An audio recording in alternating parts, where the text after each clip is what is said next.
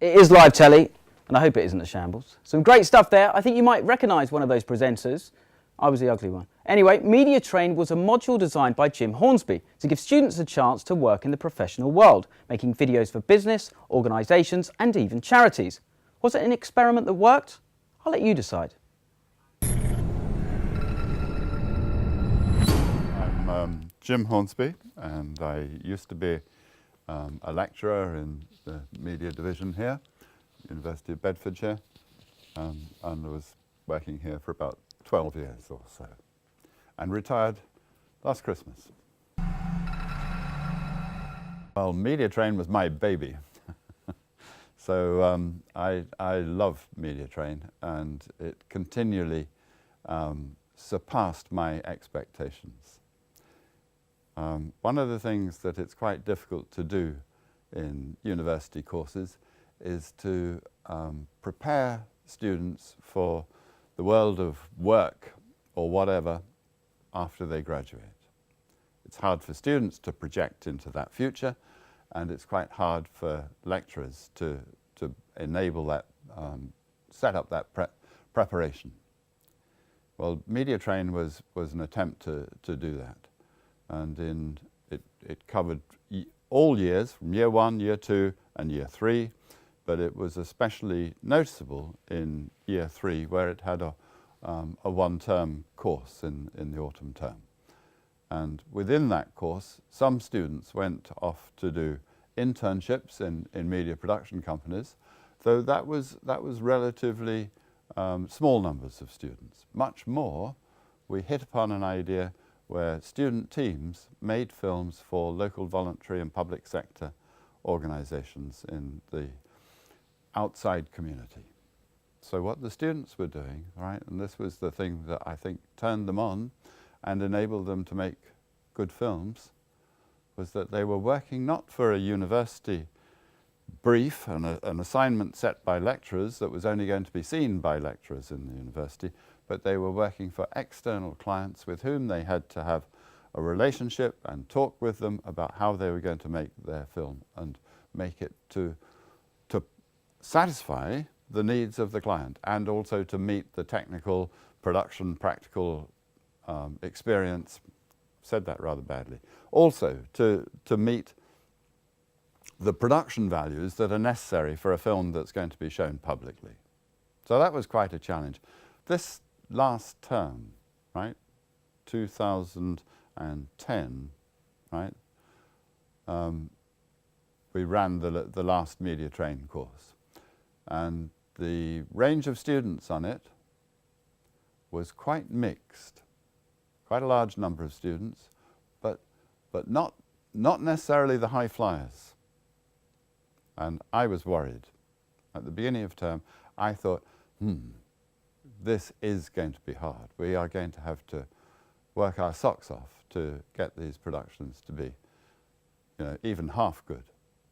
Okay, well, my fears and expectations were confounded, because at the end, there were 4 films that were made for very interesting organisations, in my opinion, and all of them were better than the ones we've ever done before.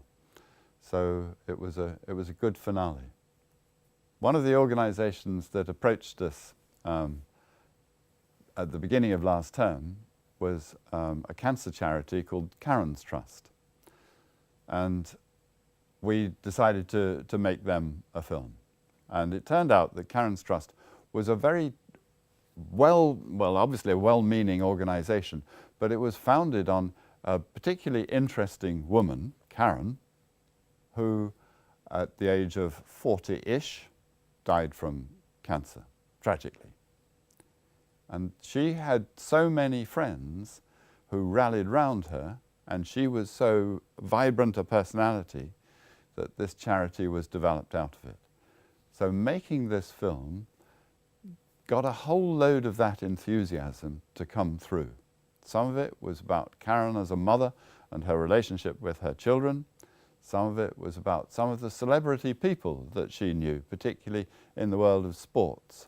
So Ian Wright, the ex-footballer and now TV personality, was one of the people that was speaking and working on behalf of Karen's Trust. And that was a great opportunity for the filmmaking team to make a film that, yeah, well, see it for yourself. See what you think. Your love keeps lifting me, your love keeps lifting me high. She's really proud of us, you know, everyone's take part in this, you know, to raise us fund. Let's go, come on. Though she'd cheat in the run, Yeah, so she would definitely. She would have cheated in the run. She would be running like everybody else Yeah, is. come on, you've got to work for me. Jog out, we're going to do a 3 count backwards. Let Luton hear, are you ready? If Karen here, she'll be delighted and outstanding by the outturn of everybody and support and the type of people that's here trying to help the cause. Jog it out, let's go, come on. Get yourself working. We are not going anywhere till I hear you people. We're really pleased that everybody's come out again this year to support us. This is our second run. 5, 4, 3, 2, 1.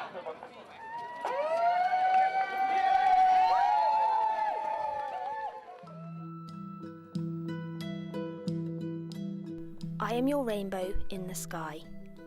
I am your butterfly flying outside. I am your sunshine, your moonlight at night. I am your star that's shining bright. I am your wind and I am your rain. Please don't be sad, for I'm not in pain. Although you can't see me, I'm always there. Please don't miss me. I haven't gone anywhere.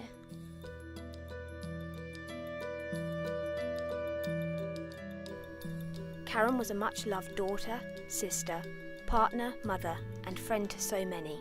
We go out together, live in each other's houses.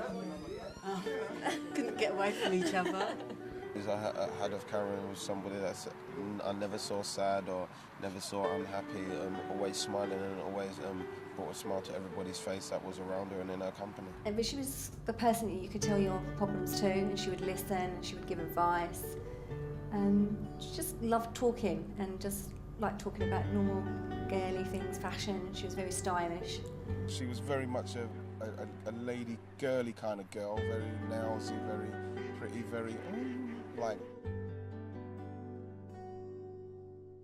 I remember we were at the gym, and Karen asked me if her leg was dragging, and you know, she walked, and I physically couldn't see anything wrong. I said, "No, I don't see anything, Karen." You know. It wasn't long after she had her third child, and her symptoms were very much like postnatal depression. Karen actually said, "Oh, you know what? I think I've got a brain tumour." And we all said, "Karen, don't be ridiculous. Of course you haven't. You know, it's definitely postnatal."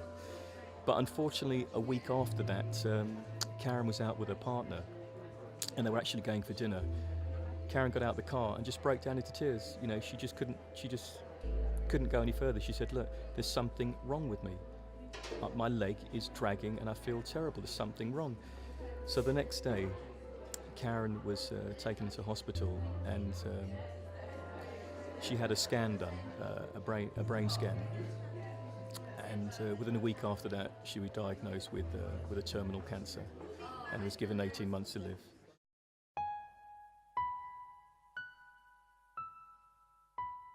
Karen wanted to fight the cancer as she was a strong-willed woman, and while going through possible treatment, she made an effort to spend valuable time with her family and friends so that she could take her mind off cancer. It wasn't all depressing and horrible, far from it. And that was the great thing about Karen. Even in the hospital, in the final weeks, she was still cracking jokes and, you know, saying stuff to make us laugh. I remember on my birthday, she insisted on coming out that night. So we went and collected her from the hospital and we took her out for a meal. And she looked lovely, she had a wig on, she had a new dress on, and she really did make an effort for me because it was my special birthday. And we had a really nice night that night as well. No. Karen did not fear death, although she was afraid of leaving her children behind without being involved in their lives. She had a lot to live for. She had her children. She had a graduation of her son, you know, the wedding of her daughter, the growing up of a little girl. You know, she just wasn't ready to kind of let all those things go. But unfortunately, cancer never gave her that option.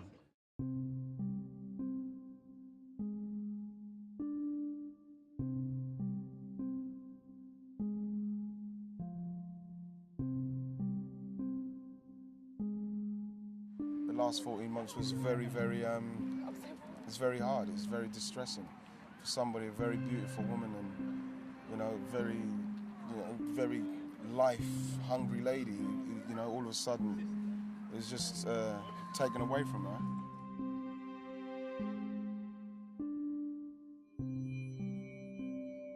Really miss her a lot, you know, so yeah. Karen was given 18 months to live, but only survived 14 months.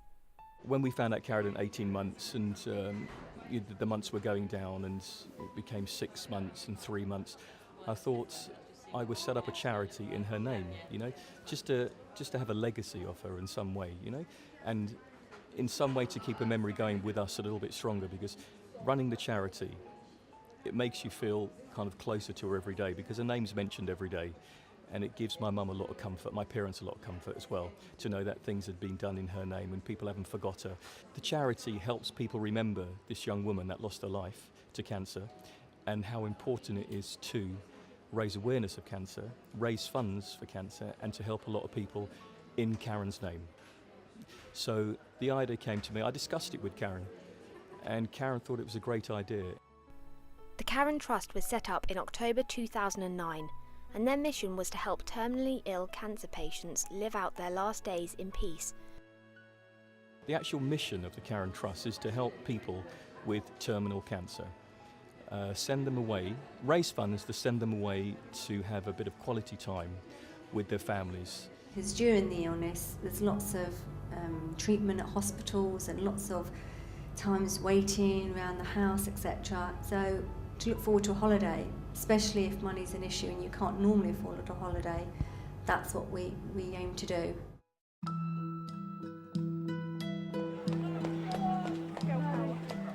Fantastic. Today is a culmination of what we try to achieve. This is the second year of the run, and we've raised a lot of money, and it's a really good charitable organisation, and I'm really pleased to be part of it. We're always looking for volunteers and things like that to help within the trust. There's about 8 of us that are volunteers, and you know, if we can have as much help as possible, you know, it helps the trust tremendously. Well done, Darren. That was amazing. To raise as much money as we can to try and to provide a retreat for terminally ill cancer patients. That's what we want to do, and help anybody we can on the road to that. We want to get there. We want to build that because it's very important for people to spend time with their loved ones. One's bigger than the other, so I don't know. You know, the fact is, we know we haven't got the years ahead of us, but it's all about the moments that you have in life. And those quality times and quality moments are the ones you remember.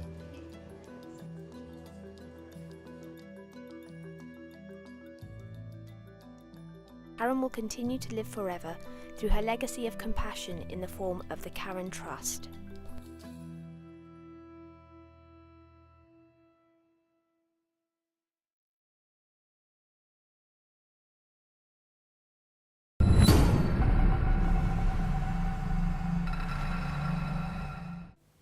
Well, some really moving stuff there and some great work being done by the media trained students for the Karen Trust, and I also see my old mate Righty doing some stuff there as well. Look, don't forget to keep a lookout for that veg. It might be making an appearance sooner than you think. It could be a cabbage, a carrot, or even a cauliflower. But when you see it, text us on 07426 797 472. And you could be the lucky winner of that £50 worth of Amazon vouchers. By the way, don't forget, if you've missed anything so far and want to see what people are saying, check out our TV Lab Facebook page or get the latest on Twitter at TV Lab 2011. You can also find out about the Karen Trust there as well.